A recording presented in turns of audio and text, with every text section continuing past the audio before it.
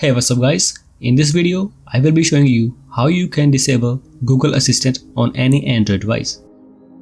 First of all, simply activate the Google Assistant on your Android device.